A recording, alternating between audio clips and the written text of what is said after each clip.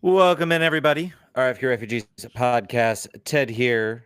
John is also here. We're both back in one room. We're both back here to cover DC United. We each manned a show. We each took a nice little well-earned vacation. And the punishment for leaving the other person hanging on the show is that we had to do a show by ourselves on itself. Yep. And I feel like we were rewarded with that, John, because we have some coach tactics to talk about. We have an exciting Spirit game to talk about. Yeah. And we have a singular player rumor. We are just blessed, my friend. We are blessed with stuff to talk about after weeks and weeks and weeks of nothing to talk about. We are now blessed with stuff to talk about. This show is going to go 4 hours long because there's so much to talk about for the first time ever. Yes, exactly. How you doing, my friend? How was your vacation? I hope it was I'm good. rested. I had to come back to work today and go through 7 million emails and get up to speed, which is not ideal. But no, I can't complain. I did. Went to Busch Gardens, went to Water Country, went fishing with my dad, went to the beach, crammed a lot of stuff into a week. What was your vacation? My vacation was also beach for a week, so I was out at the beach relaxing. Walked on the beach during the Austin game, which was a good decision. Not watching that mess of a game. But yeah, it was fun, and I think I can speak for everybody in Tom Flanagan that I was going to go somewhere with that and completely lost it. But Kevin Flanagan is no longer the coach of this team, and he looked very, very, very happy about it. Like he was finally ready just to go back and do his day job. Back to take a back step into the hedge, a la Homer Simpson, and never to be heard from or seen again. Yeah, and the Spirit are in El Salvador playing in games that happen when you actually win and do Alianza, right? Mm-hmm, exactly. But yeah, everything's good, and we're here to talk DC United and Washington Spirit as well. We're here to talk both teams. So should we jump into? So I don't know if we've had a chance to really break down the press conference. The whole shenanigans with that whole thing. Apparently, it was visa related. Was Flanagan's. Yep. Yeah, they apparently thought that the visa was going to come soon. Maybe they got some assurances from their lawyer. Who knows? They still have not rescheduled that press conference. I don't think they will ever reschedule. I don't think they will either, because I don't think the attendance is high enough for them to warrant it, honestly. No. There will I think we'll put this in now instead of chronologically. Very strange to note, the post-game press conference for the first game in charge for the new coach, no one was there. There was no phone call. There was no in-person media. There was staff feeding him 2 questions.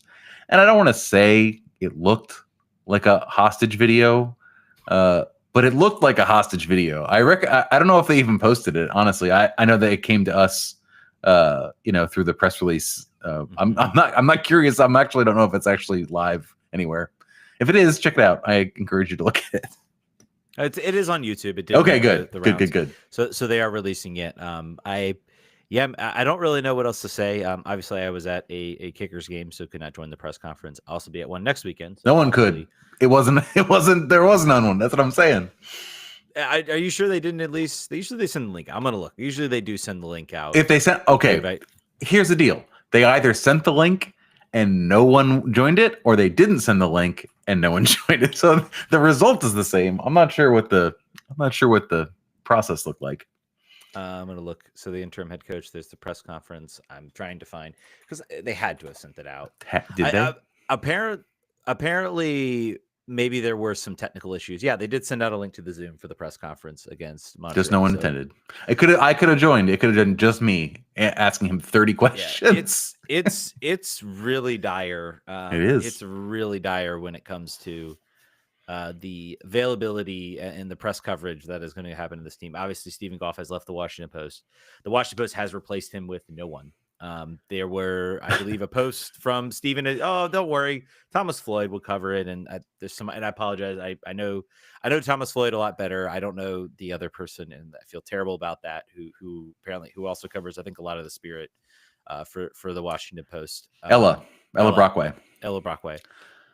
But no one's covering that. No one's covering the Spirit either. So, and the Spirit are like the one team that you feel like deserves deserves that coverage. And I canceled my subscription. I was like, I'm done. I'm finished. It's over. The Washington Post and DC United have a very similar transfer policy right now. They're they're not bringing in too many names. Names are leaving, but no one's coming in, except for one potentially.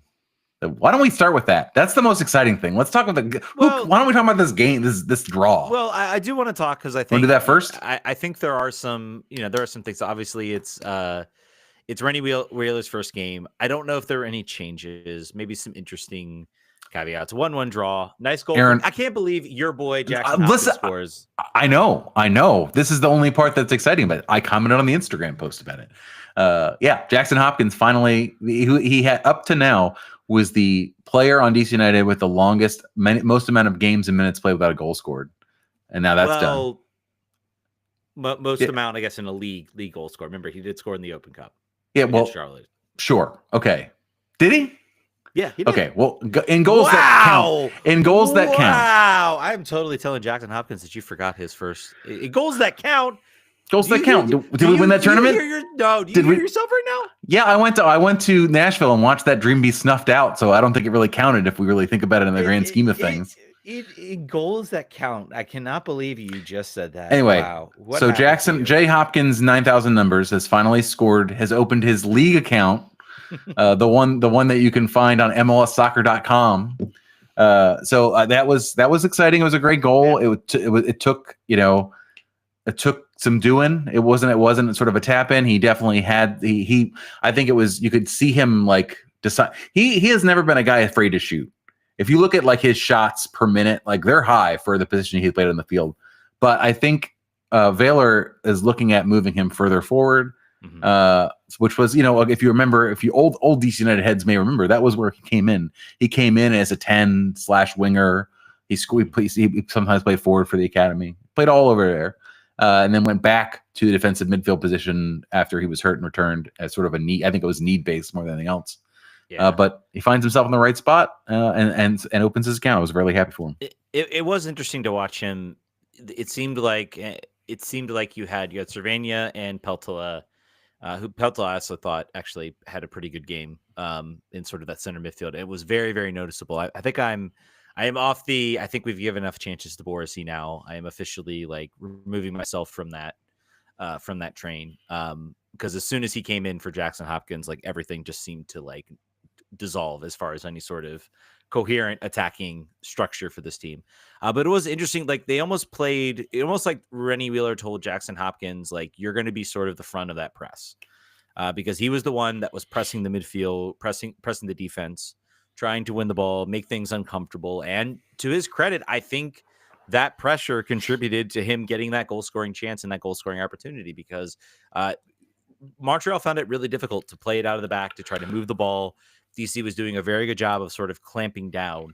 The quality sort of to capitalize on that isn't really there at this point. But it was interesting to see kind of, I think we all kind of came in, how is Rennie Wheeler going to play this team? Maybe he will transition them more into a boring defensive team. I think that's what a lot of people have said, but have said that's how he kind of likes to play. Maybe it's just like, well, this team is used to pressing a little bit. Don't really have time to really make any changes. So we're just going to, try some different things. Try some smaller revelations instead of like a big turnaround. But it's hilarious it's hilarious that the drama to get him in the door gave him gave him no week preparations on the road to Montreal and then Inter Miami as the next game. Like that unfortunate timing for him to start. I mean, but he got a point on the road that I think probably you or I was not predicting, even though Montreal is real bad also. I don't think point on the road was in my book. Nope. I wouldn't say either. Other things, I guess, and we did get a question that came in about this. Wanted to go. We got to a question. Sorry. Looking for it. We did actually get a question related to this, and does Rene's visa impact being on the same page with Ali for acquisitions during this window? Now that was one I wanted to wait for, but fine. Well, I thought it was that one. Then I'm not reading that one. It didn't happen. Well, we'll read it. We'll read it in a little bit. There was a question. I really want to find it now because I want to see it. But then we got the we got the Clark rumor, and that kind of took away of that. But basically, the question revolved around: was there anything you saw from Winnie Wheeler's account? I guess you could say that. DC Ulysses says anything from the new coach's first game that gives you hope. Is that yes. it? Okay. Yeah, that's it. I like. It didn't work out, but I like him putting Aaron Herrera further up the field. I like shaking that up, shaking that bottle up a little bit, and trying to see what works. I think giving a vote of confidence for Jackson Hopkins to do the same. I think he seems like a player who is less concerned about positionality and then getting players who are most dangerous and most talented closer to goal and closer to chance creation spots. Yeah. So, I mean, that's basic, but I think that based on the amount of time he had to work with the team, which was none, basically, and based on the time he's had to build a roster, which is, again, none, although I'm pretty sure that work visa or no, he's been in contact and understanding for quite some time about the players he wants. So that I don't buy that for a minute. I think if they don't sign but one player this window, that was desired because they have been hunting this man for months. They've been in conversations for months. So Ian will have known what he wanted for a while and should have been shopping if that was what he wanted. Yeah, no, I think there had to have been at least some conversations, even if it's, I don't know, I usually like this type of player in the interview or this type of player, or there's a stack of players that they are considering or that they are trying to look at. I agree with you. Playing. I like seeing Jackson Hopkins sort of playing in a more advanced role. That was a really good thing. Also got to give credit to Lucas McNaughton stepping into this game and playing. I thought he did a pretty good job of very much locking down. I think it was Prince Owusu. Didn't really give him many opportunities. They did a really good job. If you look at the stats, you can see where the passes in the final third were all kind of out to the side. It really was difficult unless sans a really bad giveaway from Cervania, who also helped win the goal for Jackson Hopkins. But that they did a good job of kind of like locking things down and really not giving Montreal too many chances in the first half. Second half was a little rougher. I think you saw some changes in the midfield, some changes around the attack that kind of made it that made it a little more difficult. And also Christian Benteke nearly heading the ball into his own net, forced a great save from Luis Barraza on that front. And Barraza, I thought again had a solid game. He continues to be just a solid goalkeeper out there. Yeah, it's wild though. Like when you look at the goals conceded number. Like I think Brandon Cartwright had another one of his many, many awesome statistical posts comparing how many goals he has let in compared to other DC United goaltenders. And it's not flattering, but it's just like last year with Bono and saying like, if the defense is dog ass, it's so hard to evaluate goalkeeper. He has made a number of saves. I don't know the stats in front of me, sort of his expected goals prevented. But he's to my the lion eyes. I feel like he's made a bunch of saves that were full stretch that would have gone in the net otherwise. But it's hard. It's really hard to say. Would you want him back next year? I don't know. I don't think so, but maybe. I don't know. Yeah, I don't know. If you think, and we talked about, we really didn't talk about. I don't think we were here to really discuss Kim Jung-hong obviously playing against New England in the last game, getting a start, getting an opportunity. That boy looks cooked, completely and utterly cooked right now. He is a young goalkeeper. I think he will be here next year. I don't see any indication unless he is just truly miserable, which might be the case. He might want to just go back to South Korea, and you might get a pretty, maybe not the exact hefty fee you paid for, but you might get a pretty decent fee. From a team in Korea to send him back there.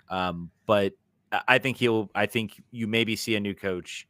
Maybe you'll see him come back. I think that is going to be, it's definitely been a wake up call as far as MLS. Maybe the offseason can kind of, refresh him a little bit, give him, some added focus, a chance to like really settle in to DC, which is difficult right now. And you should go on loan in the offseason. He should go find a league that's in. He needs minutes. He can go play somewhere.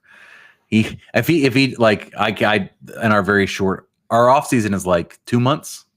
It's like November, December, basically. Maybe some of January, most of January. Yeah, it's tough. It's tough. I don't know. I don't really know. It seems like confidence is so important for a goalkeeper, and it's just you could not imagine a new coach coming in here, having the rest of the season to avoid the wooden spoon. Essentially, that is the mission. That is, should he choose to accept it, is don't finish last. You can't imagine him going into a new season and be like, you know what? Let's do this. Let's try this again. I have confidence in myself to develop goalkeepers. We're gonna start with you. You have the job. Good luck. Here's all of our confidence is behind you. I can't see it. I think you gotta like you said, even if you are getting basically what is the plastic bottle recycling fee back for sending him back, that's what you got to do. Probably. I just can't imagine starting a season off with him. And he needs a vote of confidence and he needs to play. So it does nothing for him to stay on the bench here. It does nothing for us to have a goalkeeper that you don't trust. And I hope he figures it out. You could throw him out here the rest of the season, since this season the only thing to win is to not be the worst, which I don't really care about anymore. But I don't think he's gonna do that either. I think there is a chance you see him play and start maybe one more game. I could see maybe him being rolled out. What's our friendly? Who's our friendly again? Club America, right? Yes, Club America. There you go. He'll play that one. Probably. and get 9 dropped on his head. Timothy says, still no new signings. Well, Timothy, what if we told you?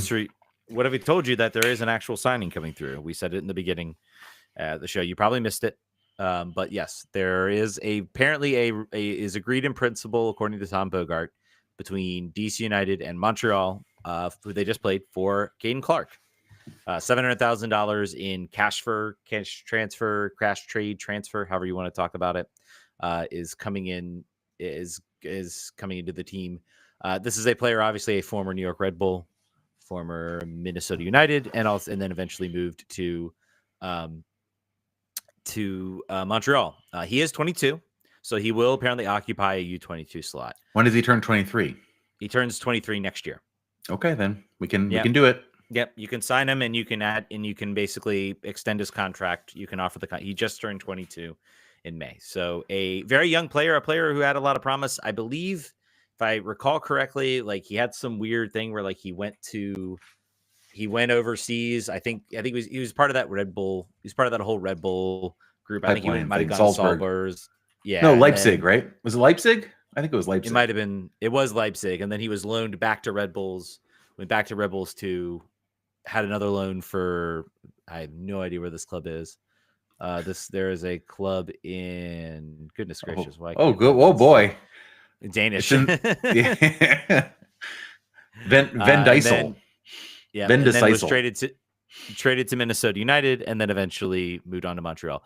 So this is obviously still 22 years old, still a young player. Has not had really, the last time you could say he had really a successful season was 2021 when he had 4 goals for the Red Bulls, and of course that was when he was 16, 17. This is a guy that was like immediately thought of as being one of the top talents to come to the league. He was on his way up to the Bundesliga, to Leipzig. It seemed like the sky was the limit. And then unfortunately, just kind of never really happened for him. He really kind of struggled at Red Bulls, didn't really live up to the promise, moved on obviously to Minnesota. And again, kind of, and then again, kind of just didn't do well in Minnesota, did okay in Montreal. I don't know. Like I posted this online. I posted the FB Ref, which if you go to our Blue Sky page, it is a little rich considering you look at the FB Ref and the underlying numbers and the stats, pretty similar to Ted Kudu-Pietro.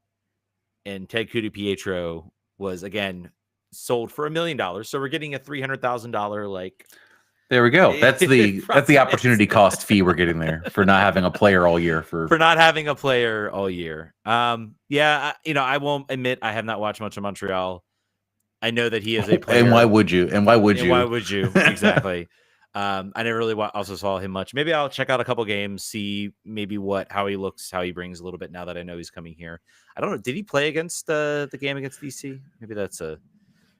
I didn't notice him. So if he did, that's not good. Yeah. We're going to hope that he didn't play. I think I will state. I like using, from a pure perspective of what should we, the U22 slot, I think is the biggest. He did play. He did 74 play. minutes. 74 minutes. Yikes. He started. And maybe that, and honestly, maybe that was a trial. And Rennie was like, "Hey, he looks good. We should bring him back." I love how he looks against us. Sorry, go ahead. But yeah, I mean, this is still a player. I think this player was also making some national team appearances, I believe I saw. So Once upon a time. yeah, so it's a young talent, clearly a guy who has struggled. Apparently, according to I believe I saw one of the sources in Montreal that apparently he was offered $100,000 as sort of to resign, and he was like, "I'm on 375,000, so you're asking me to take $200,000 pay cut? You can get out of here. I'll go somewhere else." No, absolutely not. And so, and the team also, I think, is maxed out, I think, on their U22 slots, or maybe they're planning on bringing in a DP. I'll have to go look at their roster profile, but they apparently couldn't use him as a U22 slot, and we could. So I like the idea of him being a U22. I think that lowers his cap hit. He's not an international. He's not going to take out an international slot. I would rather us go out and maybe sign this type of profile player in that U22 slot than rolling the dice on some international player where it's literally you'll get Gabriel Pirani. Yeah, I would take maybe a Caden Clark, who has been successful in this league, is a huge talent, comfortable in this league, can come right in, and rather than trying to roll the dice on a sort of unproven talent in the lower South American divisions. Again, they've talked a lot about the sort of U22, and the problem with it is, yes, you can spend unlimited amounts of money to buy a player, but even that sort of has a limit then when you get to the contract negotiation. If you're spending $20 million on a player, you're not going to get him for $500 thousand a year. He's going to want $1 million or $1.5 million a year. Right. So that's the real sort of limiting factor of the U22 slot. So we are. I think the idea here is you're buying a player that had high potential that has not fulfilled that potential on a discount, with the understanding that the coach you're hiring is the most experienced manager you've ever had at your club, and that he can turn him into something that is approaching, a contributor. I don't think anyone's expecting him to rocket back to the national team. I don't think anyone's expecting him necessarily, even at this 700,000 cash transfer. I don't think they're necessarily. That's a little bit. That's 300,000 more than we paid in GAM for Kojima. So I'm just put this in the right context about expectations about what this player is going to be. The struggle is that this player is maybe all we're going to get this window. Yeah. So there's going to be a heaped it's going to be like, why aren't you Christian Benteke? Like, why are we not able to put our hopes upon you? He either will work or won't work. I don't think that we're going to be crashed out either way, however this transfer goes. It's a good move, and from the reasons that you explained about how he fits into the roster breakdown, the fact that he doesn't take an international spot, the fact that we didn't have to use up any other actual salary assets. We use money, real dollars, which only comes out of somebody else's pocket. It doesn't affect the salary cap for next year or any mechanism for acquiring players over budget. So I don't think you can be really mad. The only thing you can be mad about is that this is it, or this is likely it. That's reasonably to be mad about that. You can be mad about the fact that this team basically, sold a player in Ted Kudu-Pietra, who was a fan favorite, who was loved by this team, who honestly was on a bigger upside than Caden Clark is right now. He's on the up path, and then Caden is clearly on the down arc. Yeah, and sold him out. And then got, that was a player profile you felt like was missing from this team, because, Ted Pietra wasn't an elite chance creator, but he was certainly a better chance creator. And we saw that in some of his games. And then, then bringing in Caden Clark. I can see some people in the chat and people thinking that we're rose-colored glasses on this team. This season has been an absolute friggin' waste. This has been a waste of a year. This has been a year where literally nothing has been. I don't think we've gotten a good assessment of some of the players that we've brought in. The one positive signing you could say maybe is Joao Peglo, but he's been hurt. He's hurt right now, and we don't really have any details on when he'll be back. And he typically is. Yeah. And you look at the defensive signings, haven't been enough. Nothing about what this team has done has been enough. They are not going to walk out of here with a designated player, which is what I said is, and that is a failure. I'm relieved a little bit that at least there's something else to look at. Caden Clark's first game will be a moment to at least see. It's something, guys. It's something. It's something new to evaluate this team, because for weeks upon end, it's been the same. Even this game was a little bit of the same, a little bit more of the same. How is this different from last season? It's a different year. The year has changed over. There's a new coach. All right. So before we had a coach whose LinkedIn page would have is very short and not impressive, and this guy's is super long and not super impressive, but it's at least very long. You can say he's been to a lot of places. He's older. I think this is the move that should have been made from the start. We talked about, as the signings happen, as the original coach signing happened, you bring in a young, unproven former assistant GM to run soccer operations for DC United, and then hire a coach with almost with not a resume long enough to sort of like help him out. It was two people being thrown into the deep end together with like very small oars to paddle the boat. And that just didn't make a lot of sense to me from the start. It didn't make sense to tie. If I'm Mackay, I'm not tying my first big major hire. And there's also rumors that this was not the guy he wanted to hire, but to someone so unproven. If I'm trying to make sure that I make it through my contract and beyond. So that's the only thing you could really be looking at from a. And I have very little optimism. I want to be clear. The only optimism I have is that this coach has at least, something to look back on. He's won trophies in other places. That's a rarity for any coach that we brought in. He has a breadth of experience, not just coaching, but also doing the player development side and the acquisition side. So we were talking about, it's great that Mackay has an experience as an agent. This guy was a sporting director at a European club that played in Champions League, or at least in Europa League. Servette plays in Champions League sometimes.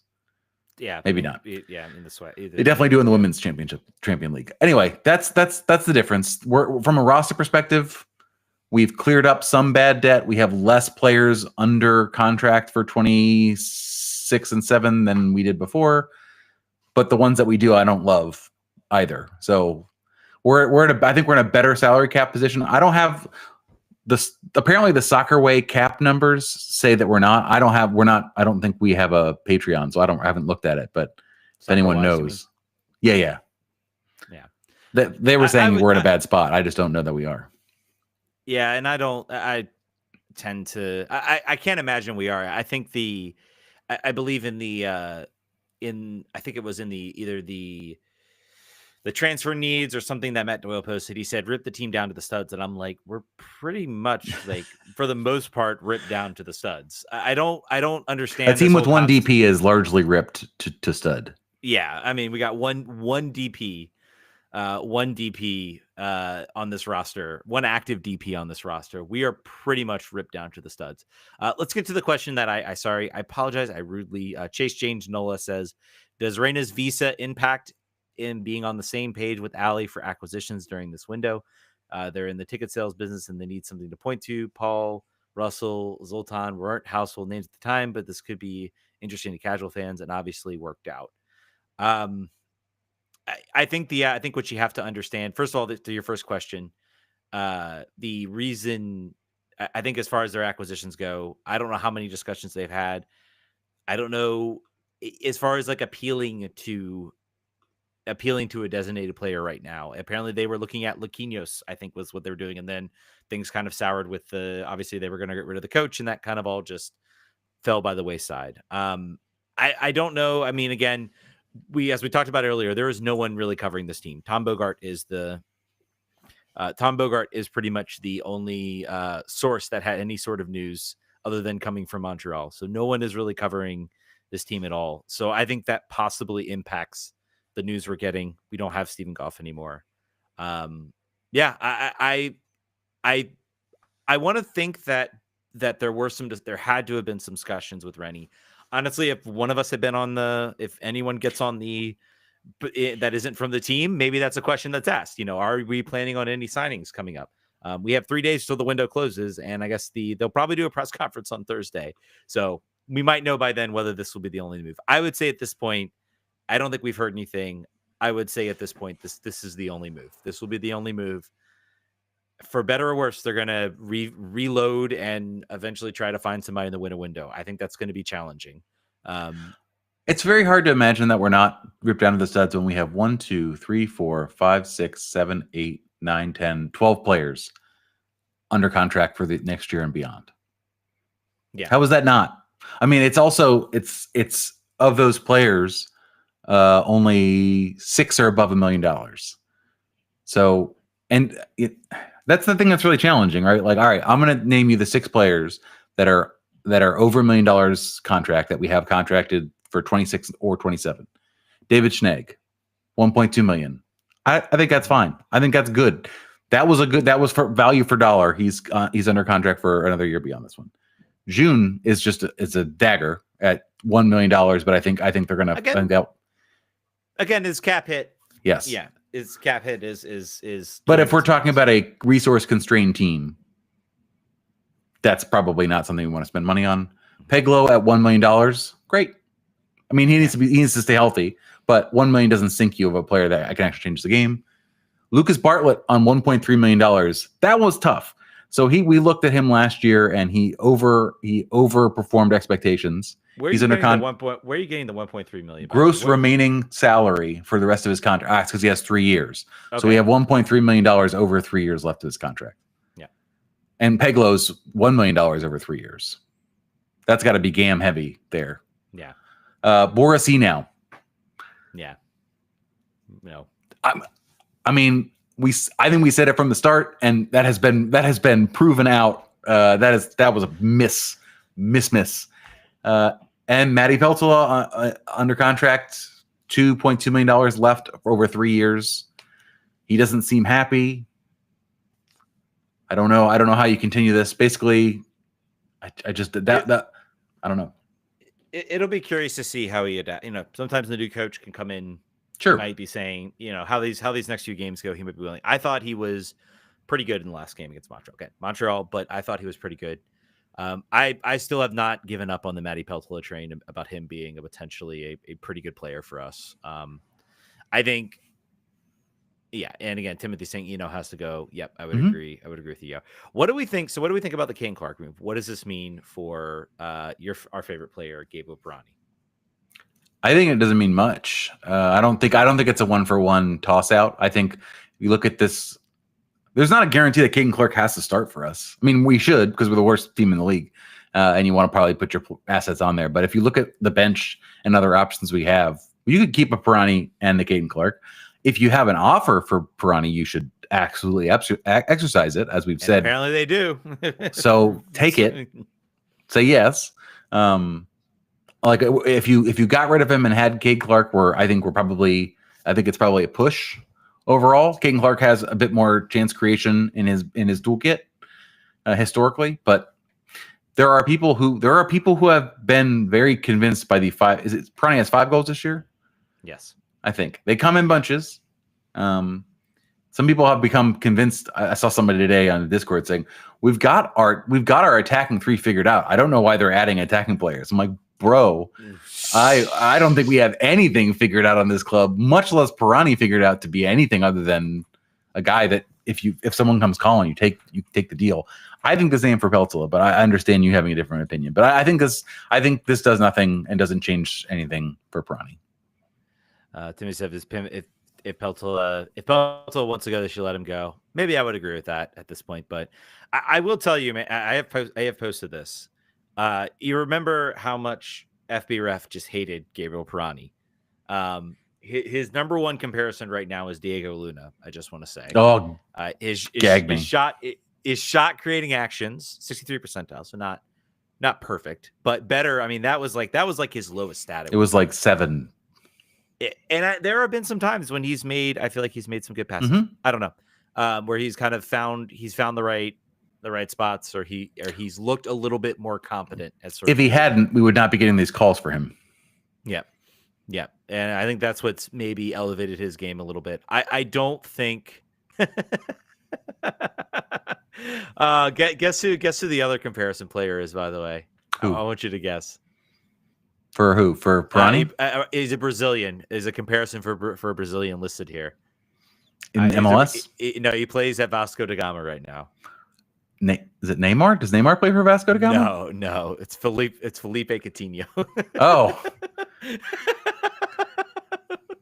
That's just funny to see. And Albert Rusnak also on this list of comparison players. Just to really numbers. Emil Forsberg is on this list. What a weird list. This list is broken. That's on the list of similar players. Oh man, that is quite interesting. I don't know what to make of that. I really, really don't. But Nicholas says about Peltola, my 5-year-old and I met Peltola at the friendly. He told me that my son would start playing on a team this month. Peltola said, "Good, you can save us in a few years." Nice. That's cool. He's got the right sense of humor, the right gallows humor. I will be very curious to see what this. I have no read on the team's vibes right now. I mean, no one's covering the team. That hurts to not know, and none of these players are the kind to speak online. So it's kind of it's a struggle to not know how everyone's feeling. I assume everyone feels like garbage being in last place, but I would like to know how they feel about the new coach. Yeah, and we got Hoya as DCU says, just me. It's strange how quiet DCU has been about the new coach. No puff pieces on social media. No effort to help fans understand his philosophy or personality. It is weird. I will say, I mean, he just did get his visa. I mean, I don't think you're going to see him do many media stuff. Why was that not in the can? You had 2 weeks. You had a month and a half to write that puff piece.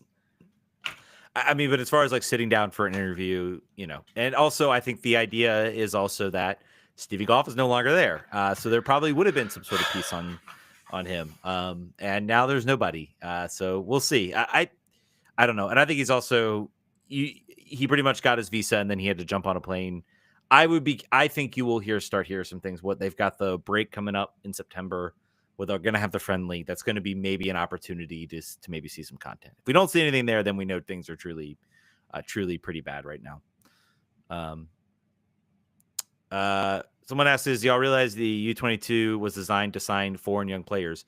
Sure, that is a benefit of the U22 initiative spot, but it's not the only reason. It's actually been very effective at keeping players, young players in MLS, offering them more money, allowing them to take a less of a cap hit. It's been utilized to have players being traded and transferred within the league. And also take up those U22 slots. So also, the hit rate across the league has been very low on those spots. Oh yeah. Go look at the list of U22 players that are signed, and the hit rate is extremely small. Usually, the only players that seem to really hit big are the ones that were like they managed to get in on a low number, and they were just highly touted elsewhere. And then they managed to sell. I think there was like a Chicago player who's now at like Aston Villa or something. Is it John Duran? I think so, yeah.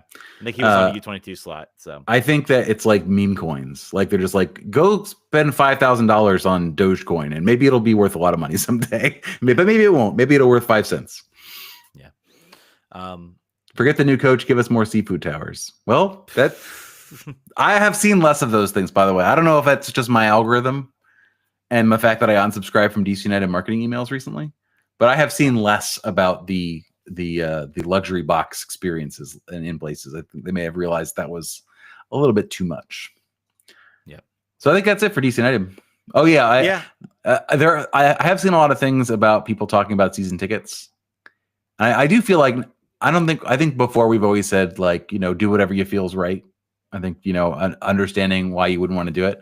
I think people should decline. I think people should not renew their tickets. I think that is officially my position is do not buy season tickets for 2026. They have not earned the benefit of the doubt. If you like going, buy tickets the day of. Take advantage of their promo deals where you get more tickets and food or beer for less than the cost you would get for your season ticket. People who have season tickets cannot give them away. So don't buy them. There's no reason to support the team in that way because they have not proven that they deserve it. And particularly, this is like the worst. I mean, they've got another month until the renewals go out, but this is like the worst lead up to that deadline that their marketing and ticket sales people could have ever conceived of. There's just nothing. It's dead. So don't. Yeah, don't until this team turns around, until they actually show that they can make a successful team on the field. This again, I've said it earlier. Don't confuse any sort of analysis, any sort of devil's advocate about how this could be a good how this signing could work out, or maybe you see the logic in it. Don't confuse that with that. I agree with anything this year has been an unmitigated disaster and on so many fronts about this team. They have been so bad, and it has been at the absolute worst time. This team is already. I mean, they're about to be mathematically eliminated, but they are very much out of the playoff picture. Anything like that. They're out of the playoff picture. They are going to miss the playoffs again for the 6th straight year. So, all right, yep, I think that does it for DC. Let's jump into maybe a good team. Let's jump into the Washington Spirit, who, by the way, are in El Salvador right now, like we said, playing in the CONCACAF Women's Champions League, which I'm excited about. They play tomorrow night. I'm going to the home game against. I don't know who. It's like Vancouver Fever Academy team or something that's going on. I feel like the Spirit should win by 37 goals. I'm not certain, but I'm taking my daughter. We're going to be in the third row. I paid $17 for the ticket. It's going to be something. This is only her second soccer game. I feel like I may be giving her like pure uncut, like too crazy stuff. Like I love the things that I remember the most. And I was older, obviously, when I started going to DC United games. But the thing I remember the most are like the Superliga games with like 75 people in the stands. Like I remember that acutely.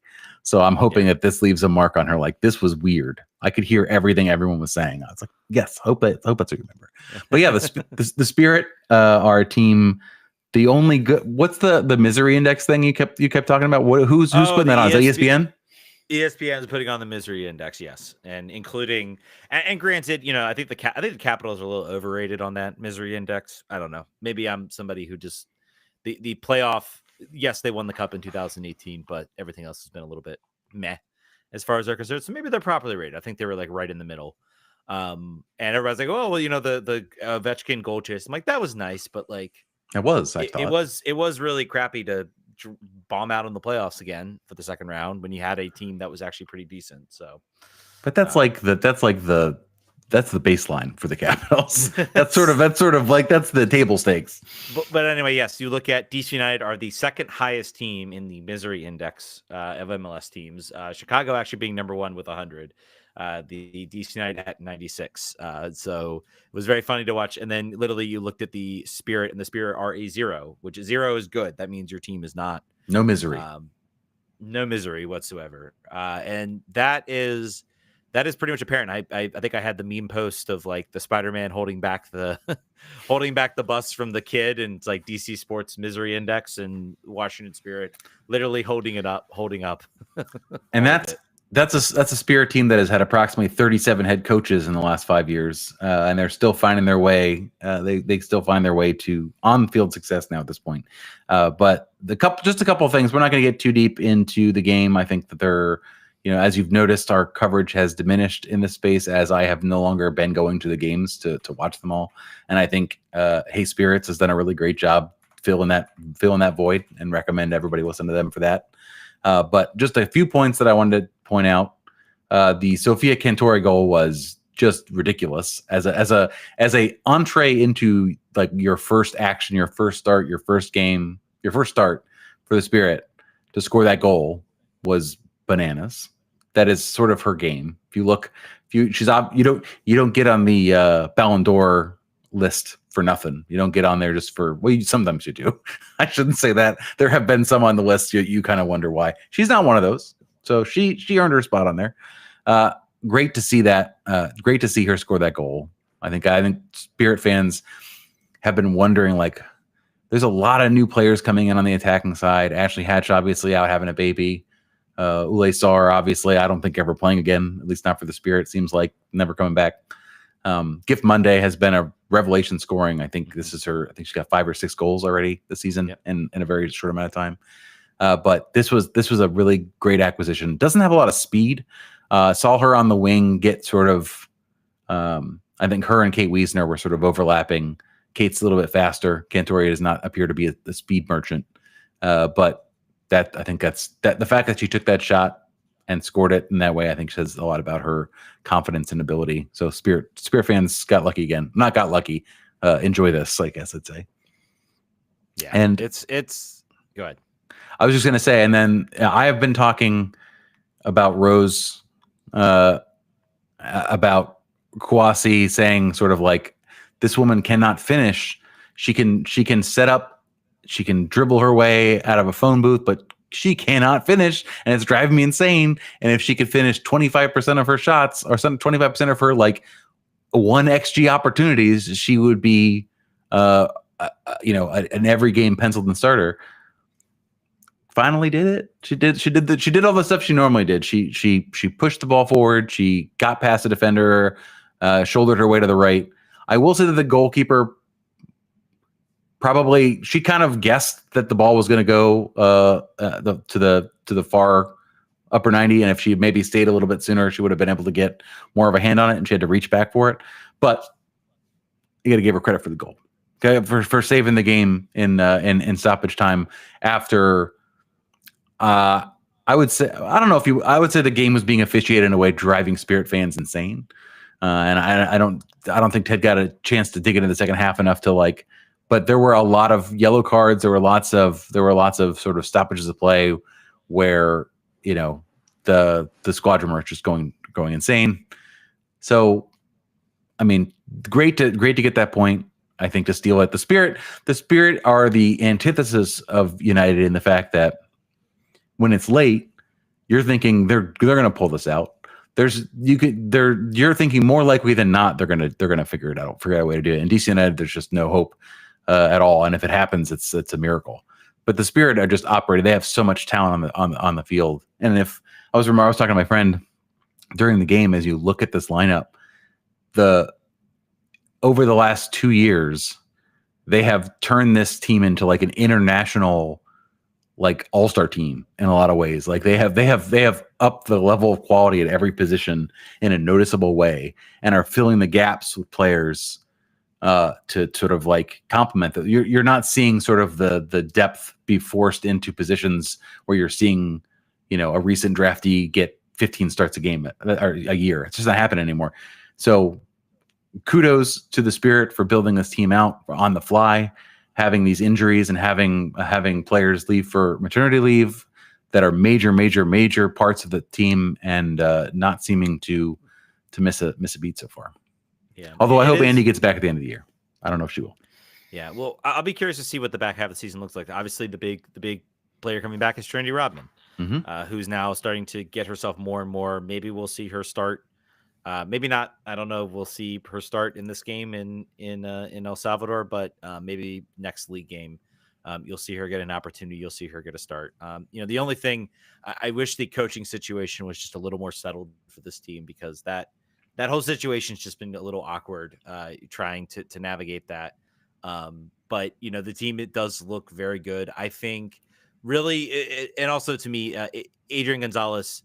I don't know. I thought the team played, again, I talked about this earlier, I thought the team played better when Adrian Gonzalez was there, and then Geraldes came in, and it was still good, but it just wasn't. And again, injuries maybe were, but I felt really like we were not expecting this team to be that good last year, and Adrian Gonzalez got them humming, where I felt like they were just going to really tick off. Corey Bethune also, I will say, she's back to cooking. Yeah, she's back to cooking. She looks really good. I think still trying to, I am looking forward to seeing Trinity Rodman sort of step back in to the field full time. I think that will kind of help her have somebody she's maybe a little more comfortable with. But yeah, man, you look at Lacey Santos, again, excellent player, Bethune, and then you got Couture just like loading up in her first game and just like unleashing just a rocket of a goal. And Gift Monday, again, I think has been one of the best sort of new signings that the Spirit have had in a long time. Just absolutely coming in, and you can see how much of a difference she makes out there on the field. So coming from not a really acclaimed background, still very, very young in her career, coming from like not a elite team out of Spain, kind of as opposed to Cantore, who's coming from Juventus. It's a different it's a different expectation set, and Gift Monday has exceeded, I think, whatever anyone's expectations they had for her. So also Paige Mateer makes her way back to the field for the first time this year. So congrats to her for coming back from a long injury that I think took longer than anyone thought. It was a preseason injury. I didn't think it would get all the way to now. But pity the fools that still have to play the Spirit on the second half of the season, because they're healthy now. Knock on the loudest wood possible. But for right now and going into this tournament, they have a good roster to choose from. I think that they should use these games. You were asking if Trinity starts. I think they really should figure out a way to get a lot of minutes for Lacey Santos coming back from international duty, maybe just like a little bit because she's on more tired legs. But these players coming back from long-term injury, give them an opportunity to play with the attack, the play with the starters, basically. Like don't have Trinity and like all of the backups play. Like give them some time together, because that's really going to pay them off in the second half of the season. The top half of the NWSL standings are pretty tight. I think we're in fifth now. We're in not fourth or fifth. Fourth. Okay. Yeah, we're in fourth right now. We have the Pride are again tied on points, but we're again a little less on better on goal differential for them. And I don't know if wins or it probably wins and then goal differential. And then 1 point. San Diego Wave have 1 point on us as well. And then the Current are far ahead. They are going to win the Supporters Shield or the regular season championship for the NWSL. They're at 40 points right now. They have 13 wins, 1 draw, and 2 losses. They're the Orlando Pride of this year, basically. Yeah. So they're an extremely good team. But I don't know. I guess do you want to probably still try to target that number 2 number 2 seed again? Unfortunately, their away game, their games are favorable. I would say their last remaining league games: Bay FC, Chicago Stars, Seattle Reign, and then they play on the road against KC Current. That's probably the one. That's a loss. That's the 1-0 game. But you never know, man. Hey, they are a team that's coming together. So, and then of course, on the road to Angel City FC. So they have sort of a bottom half, I guess, sort of roster minus the game against the Current. So that game on the road against the Current will be a really good sort of examination of Adrian Gonzalez's like sort of tactical mindset. Figuring out a way to get points in that game on the road would be something that he could put a feather in his head about. Sure. I wanted to also call out and applaud the Spirit Squadron and the rest of the stadium in the 51st minute doing a free DC chant for the whole minute. And I commend the CBS team for shutting up and letting that just ride for a full minute. I think that was something that you'd not see on other teams. You wouldn't see sort of the team write a letter to DC talking about what's going on right now. So good for them. Good for them for doing it. You would have expected one other team to also do something like this, but well, they didn't. They didn't. They didn't. It's not good. We don't got to say anything. Everybody knows. Yeah. All right. Anything else we need to drop, or I think that'll just. I think that's it. 52 minutes, 53 minutes. Not so bad. Not so bad for being back. All right, folks, that'll do it. Thank you guys so much for listening again. We appreciate you guys coming in. Somehow, even though I think our content has dropped off, we're still getting people that are signing up at patreon.com. Thank you for doing that. Particularly, Thank you to the sickos that are signing up now. Yeah. There's been a couple people signing up now. I'm like, I love you because this is not a fruitful relationship for either of us, but I appreciate your support. If this team ever actually does put it together and go on a cup run, you can raise that you signed up at the absolute lowest moment. I think I posted the last title. I said for DC United, I said rock bottom has a basement. I don't know. Maybe Caden Clark is the light out of that basement, but probably not. I think we got some more rough waters ahead of us. All right, folks, that's gonna do it. Thank you guys so much for listening. We'll catch you guys next week. Vamos. Ending on the high moment.